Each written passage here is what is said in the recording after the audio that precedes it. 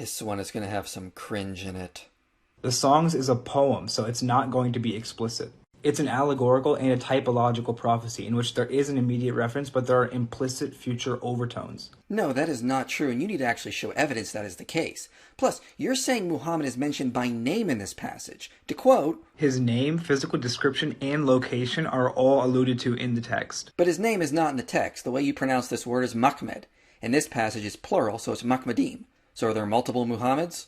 Multiple Christian commentaries identify this passage with Jesus Christ, and classical Jews interpret this as God's love for Israel. Yes, and those are just as cringeworthy as what you're trying to do. This is a detailed and graphic account of two people engaging in intercourse, including references to mouth practices. For Christians to try to hide this and say it's about Jesus and his love for the church, bleh. Verse 10 says, "My beloved is white and red, chief among 10,000. And the chief amongst 10,000 is a clear reference to the conquest of Makkah, in which the Prophet Muhammad conquered Makkah with 10,000 companions. The words actually imply dazzling and ruddy, and this could just be about King David, who was ascribed 10,000 and is also said to be ruddy. Then we get to verse 16. His mouth is most sweet. Yeah, he is Muhammad. The word in Hebrew is Muhammadim, the suffix im being a plural respect. Okay, once again, it's Mahmedim, not Muhammadim. The reason for the im ending is because it is expected in the verse by the preceding line, where it is a grammatic plurality of sweet things coming from his mouth.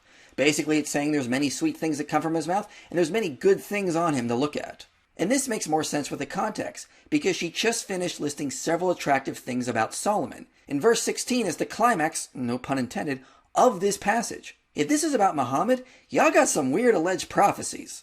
And I'm not sure if you're aware of all the euphemisms in this text. Verse 1 talks about getting drunk on sweet things. Solomon in verse 2 says, "Open to me."